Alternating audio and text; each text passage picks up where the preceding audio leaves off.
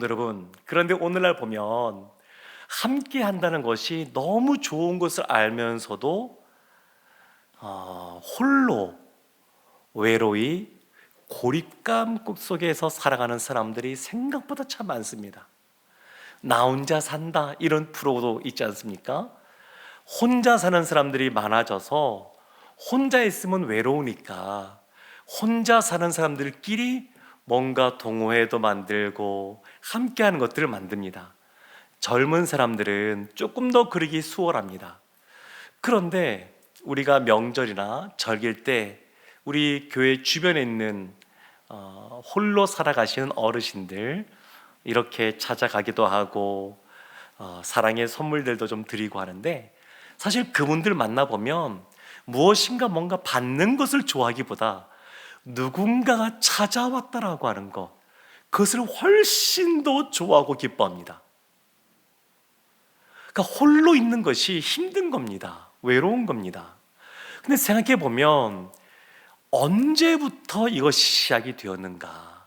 언제 이 외로움이 시작이 되었고, 홀로 있다라고 하는, 또 어쩜 심하면 버려졌다라고 하는 이러한 마음이 사람들에게 고통거리가 되었는가? 아담과 하와가 에덴 동산에서 살 때는 그렇지가 않았습니다. 그런데 하나님이 금지한 그 명령을 어기고 선악과를 따먹고 에덴 동산에서 쫓겨나면서부터 사람은 이와 같이 이 외로움을 넘어서서 홀로 있다라고 하는 그러한 고통 가운데 놓인 것이 아닌가 싶습니다. 사랑하는 성도 여러분, 이사야서 49장, 이 이사야서 말씀은 40장부터 종의 노래라고 하는 유명한 것이 나옵니다. 이사야에서 말하는 종이 나오는데, 그 종이 누구를 말하는 건가? 먼저는 우리를 위하여 이 땅에 오셔서 십자가를 지시는 그 메시아를 가리킵니다. 그 메시아를 종으로 표현합니다.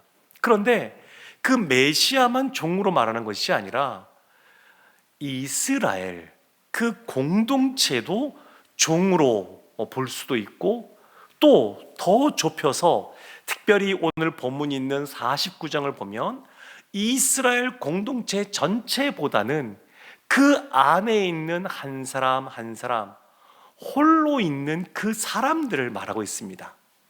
이스라엘이라는 말이 어디에서부터 시작하냐면, 야곱이 하나님 앞에서 씨름하며 기도한 이후에 이스라엘이라는 이름을 들었습니다.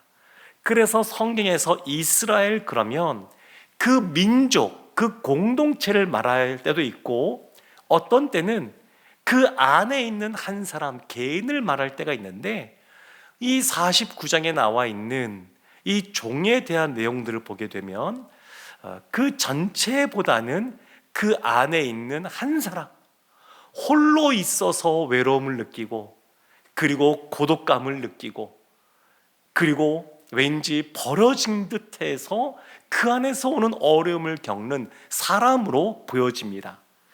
그래서 오늘 14절 말씀, 시작하는 14절 말씀 우리 함께 합독하도록 하겠습니다.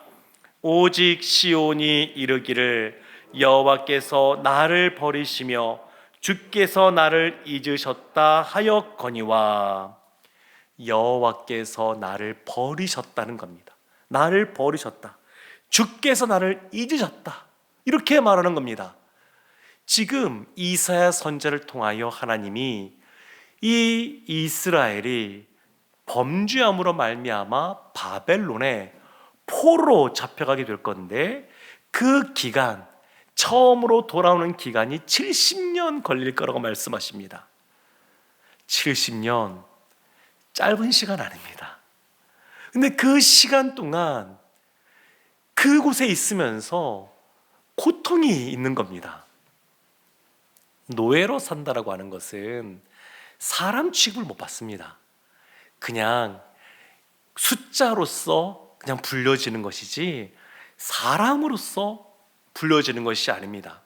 다니엘과 세 친구도 포로로 잡혀가니까 더 이상 자신의 이름을 쓰지 못하고 다른 이름으로 불려지게 되었던 것처럼 노예는 자기 이름이 없습니다.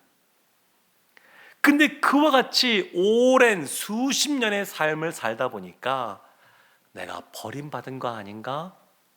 하나님이 나를 잊어버린 것 아닌가? 왜 내가 이런 어려움 속에 있는가? 이러한 불평과 원망이 나오게 됩니다. 이사야서 49장은 그 앞에 보면 하나님이 그 종들에게 사명을 주시는데, 그 사명받은 종이 나름대로 뭔가 열심히 살아왔지만 실패했습니다. 하나님이 하나님의 종에게 사명을 주셨는데 그 실패한 종이 하나님 앞에 나와서, 하나님 이게 뭡니까? 내 나름대로 하나님 앞에서 열심히 살아가려고 했는데 왜 이것이 제대로 성공도 못하고 무엇인가 나는 홀로 버려진 것 같고 잊혀진 것 같고 왜 이렇습니까? 이렇게 말을 할 때에 하나님이 그에게 하시는 말씀입니다. 하나님이 종에게 사명을 줬습니다. 그것만 들어도 너무너무 감격스럽고 너무 은혜이고 감사할 일인데, 그런데 우리가 알지 않습니까? 하나님 주신 사명, 나는 100% 감당했습니다. 나는 120% 감당했습니다. 이런 사람이 누가 있겠습니까? 살다 보면 내 힘으로 하려고 할 때도 있고 아니면 내 힘으로 안 돼서 포기할 때도 있습니다. 모세의 인생 120년을 40년씩 인생 세 판으로 나눠볼 수 있지 않습니까? 첫 번째 인생 첫 번째 판, 인생 일기는 자신의 힘으로 무엇인가 감당하려고 합니다. 이스라엘을 구원해냄에 있어서 자신의 능력으로 그것을 감당하려고 합니다. 한쪽으로 치우친 모습입니다. 그 이후에 사람을 살해하고 그것이 들통나서 도망을 칩니다. 80세가 될 때까지 40년의 세월을 사막에서, 그 광야에서 목자로서 있으면서 왕자로서 있을 때 배웠던 지식이나 힘이나 이 모든 것들을 다 잃어버리고 내가 무엇을 할 수 있을까? 할 수 있는 것 없지. 이런 상태가 되어버립니다. 한 극단으로 치우칩니다. 처음 인생은 내 힘으로 할 수 있다라고 하는 그러한 40년의 세월을 벌었다 그러면 그 이후의 40년은 내가 할 수 있는 것이 없구나. 내가 젊은 시절에 그렇게 화려하고 무엇인가 이룰 수 있고 그리고 꿈도 꾸고 살아왔는데 그것이 안 되는 거구나. 그래서 말할 사람도 없어서 그냥 말이 어눌해진 사람이 되어버리고 말았습니다. 근데 그걸로 끝이 아닙니다. 이 양극단 속에 있었던 모세를 하나님이 80세에 찾아오셔서 사명을 줬습니다. 내 힘으로 할 수 있다는 이 생각과 나는 아무것도 아니야, 나는 아무것도 할 수가 없어 하는 이 상황을 다 극복하고 하나님이 부르신 그 부르심 속에서 하나님의 일을 감당케 하십니다. 그래서 이 땅에 이 지면에 있는 누구보다 온유함이 많은 사람으로 인정을 받습니다. 사랑하는 성도 여러분, 하나님은 이 모세 이기처럼 하나님 나는 실패했습니다. 내가 무엇을 하겠습니까? 이 실패감이 너무 크니까 그 가시떨기 나무 가운데 불꽃처럼 임하셔서 하나님이 말씀하셔도 받아들이질 않습니다. 하나님이 몇 번이나 말씀하셔도 하나님 나는 할 만한 사람이 아닙니다. 저는 말이 어눌합니다. 계속 그렇게 말하던 사람이 모세였습니다. 그런데 그 이후에 하나님 앞에 엎드리고 하나님이 주시는 그러한 능력과 하나님이 같이 감당할 수 있도록 붙여준 그러한 사람들과 더불어서 그 사명을 감당한 것을 보게 됩니다. 그러니까 내 힘으로 할 수 있다는 생각이 없고 나는 할 수 없다는 생각에서 벗어나서 하나님이 하시면 됩니다, 이것을 깨달으니까 그 인생 마지막까지 눈이 쇠해지지 않고 끝까지 귀하게 쓰임받는 삶을 살았습니다. 이스라엘이 바벨론에 있으면서 이와 같은 실패감 속에 있었습니다. 마음에 이해가 분노가 생기기도 하고 이해도 안 되는 겁니다. 하나님 왜 나 잊으셨습니까? 하나님이 계시다 그러면 어떻게 이럴 수 있습니까? 내 지난 세월 동안 얼마나 하나님 앞에서 열심히 살아가려고 애써왔는지 아시지 않습니까? 그런데 하나님이 나를 잊어버린 것 같고 나를 버린 것 같고 그런 겁니다. 지난주에 제가 하나의 그 사진을 보면서 마음이 참 찡했는데 튀르키예의 지진이 지난주에도 여진으로 6.5 강진이 발생했는데 그게 발생하니까 사람들이 벌써 두려운 겁니다. 실내했던 사람들은 막 뛰어나갑니다. 그리고 그 길에 있는 그 아이의 사진이 나오는데 막 지진이 나서 떠는데 다들 소리 지르고 막 그러는데 그 아이가 두려운데 엄마를 꽉 붙잡고 있는 겁니다. 마음이 짠했습니다. 그 아이 입장에서는 이 상황도 잘 모르겠지만 그래도 옆에 엄마가 있으니까 그 엄마라도 딱 붙잡고 있는데 이 지진 속에서 전쟁 속에서 부모가 다 있지 않고 고아처럼 버려진 아이들도 얼마나 많이 있겠습니까? 그 생각하니까 마음이 참 아팠습니다.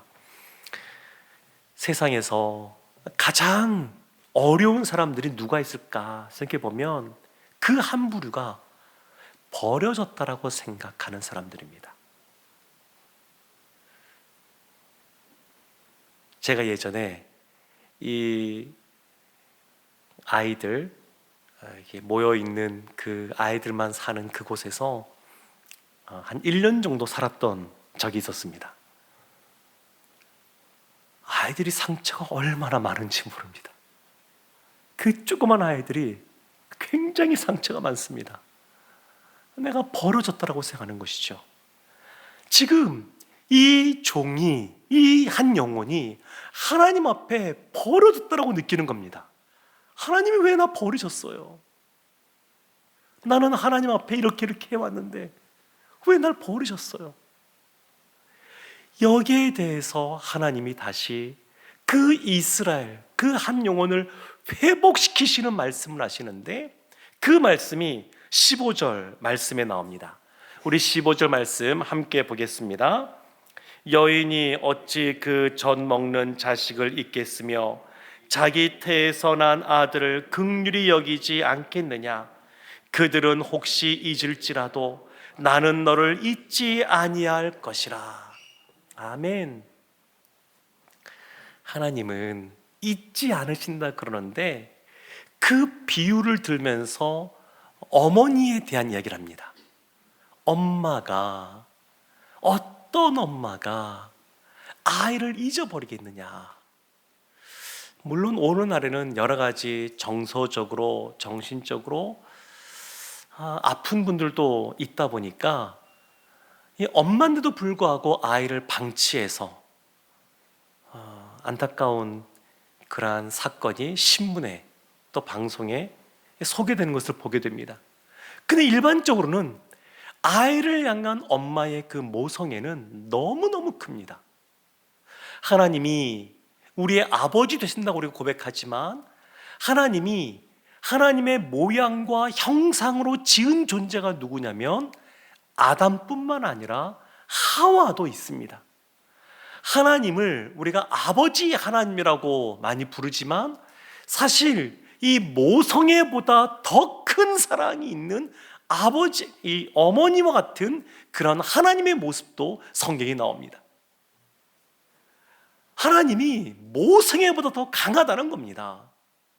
그래서 엄마가 아이를 잊을지라도 하나님은 잊지 않는다는 겁니다. 우리가 생각할 때 하나님이 눈에 보이지 않는다고 하나님이 날 잊어버리신 것 아닌가? 날 버리신 것 아닌가? 어떻게 이렇게 나에게 어려움을 줄 수가 있을까? 왜 아직도 이 문제를 해결하지 않으실까? 이렇게 하나님 앞에 나갈 수 있지만 하나님은 우리를 잊지 않으시는 분이십니다. 하나님은 우리를 잊지 않으십니다. 그것을 16절에는 이렇게 표현합니다. 내가 너를 내 손바닥에 새겼고 너의 성벽이 항상 내 앞에 있나니 내가 너를 내 손바닥에 새겼다. 잊지 않는다는 겁니다. 사람이 생활하면서 세수할 때도 그렇고 무엇인가 할 때 손을 많이 펴서 쓰지 않습니까? 그런 것이 눈에 보이는 겁니다. 제가 고등학생 때 아침에 새벽에 일어나서 세수하고 학교 가기 전에 했던 것이 뭐냐면 손바닥에 성경 말씀 한 구절씩 딱 적는 것이었습니다. 안타깝게도 제가 손에 땀이 많이 나서 그 당시에 빨리 지워지긴 했습니다만 그래도 몇 시간을 많이 봅니다. 말씀이 손바닥에 있으니까 공부하다가도 이렇게 보면 보이는 겁니다.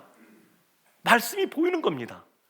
그런데 단순히 지워지는 볼펜으로 쓴 것이 아니라 손바닥에 그냥 새겼다는 겁니다. 새겼다는 겁니다. 하나님이 절대 우리를 잊지 않으신다는 겁니다. 결코 우리를 버리시지 않고 우리를 내버려 두지 않으신다는 겁니다. 하나님은 우리를 기억하고 계십니다. 요한복음 14장 18절 이렇게 말합니다. 내가 너희를 고아와 같이 버려두지 아니하고 너희에게로 오리라. 우리를 고아와 같이 버려두지 않으신다고 말씀합니다. 어제 그 말씀을 듣는데 꽤 길게 하시더라고요. 우리 초등학생으로 있다가 이제 중학교 입학하는 친구들은 깜짝 놀랐을 거예요. 무슨 집회를 3-4시간씩 하느냐, 쉬지 않고. 아마 놀랐을 거예요. 근데 제가 어제 말씀을 들으면서 말씀을 전하신 그 목회자분이 이런 말씀하시는 것이 기억에 남습니다.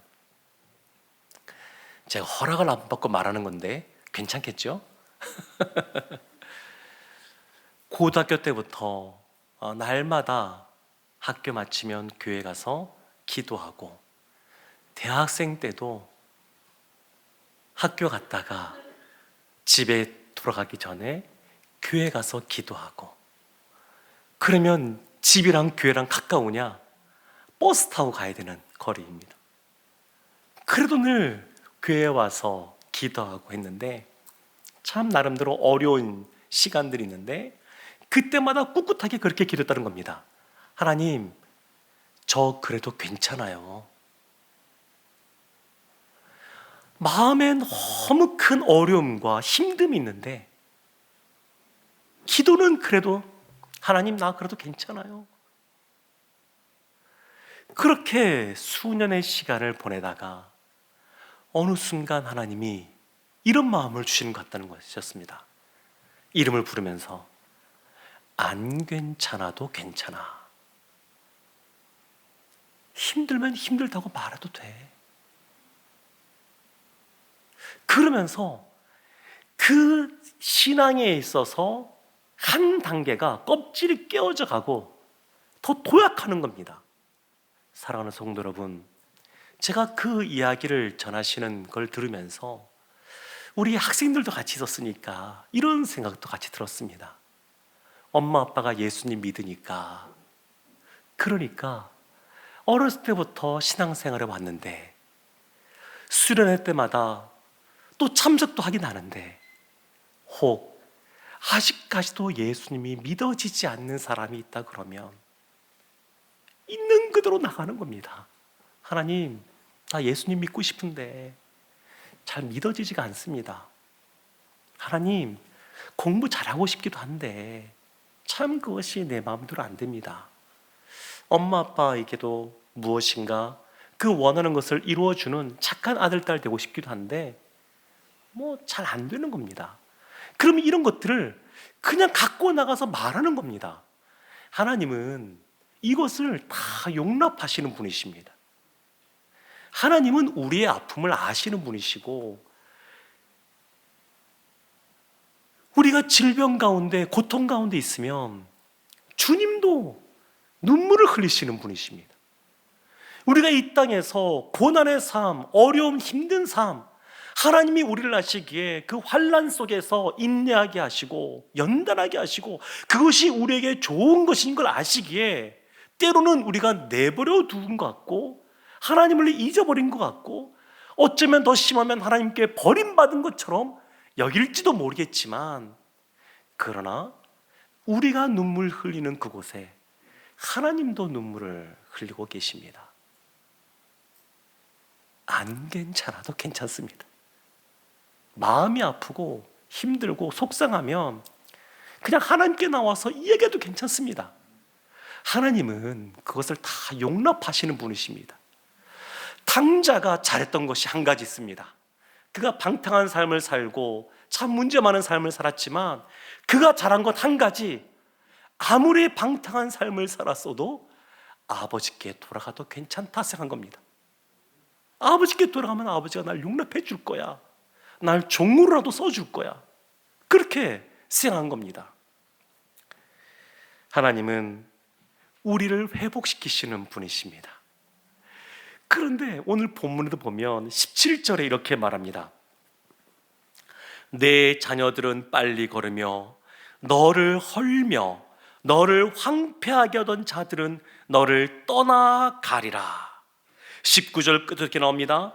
너를 삼켰던 자들이 멀리 떠날 것이니라. 하나님은 우리 가운데 있는 어려운 문제도 하나님의 때에 하나님께서 가장 좋은 방법으로 해결하실 줄로 믿습니다. 우리 하나님은 너무 좋으신 분입니다. 우리 부모님도 우리를 사랑하시고, 자녀는 부모를 사랑하는 것보다 부모가 자녀를 사랑하는 내리사랑이 훨씬 더 크지 않습니까? 근데 하나님의 사랑은 그것과 비교할 수 없을 만큼 크십니다. 그래서 독생자 예수 그리스도, 영원 전부터 함께 있었던 그 예수 그리스도를 우리를 위하여 십자가에 내어주셨고, 그리고 그 사랑으로 말미암아 주님 안에서 회복과 그리고 소망을 품게 하셨습니다. 사랑하는 성도 여러분, 혹 우리의 삶 속에 홀로 있는 것 같고 고립감 속에 있는 것 같고, 그리고 무엇인가 내 뜻대로 내가 원하는 대로 이루어지지 않는 것 때문에 마음에 어려움과 힘듦이 있단다 할지라도 하나님은 우리를 잊지 않으시는 분이십니다. 하나님은 우리의 아버지시고 우리는 그분의 사랑받는 자녀인 줄로 믿습니다. 이 밤에 우리가 주님 앞에 나아갈 때에 이것을 기억하고 주님 앞에 주님의 사랑받는 자녀로서 있는 모습 그대로 나아가기를 원합니다. 하나님이 우리 공동체 전체에도 은혜를 베푸시지만 한 영혼 한 영혼도 귀하게 보시고 그 한 영혼 한 영혼 찾아오셔서 오늘 꼭 필요한 하나님의 은혜와 회복을 주실 줄로 믿습니다.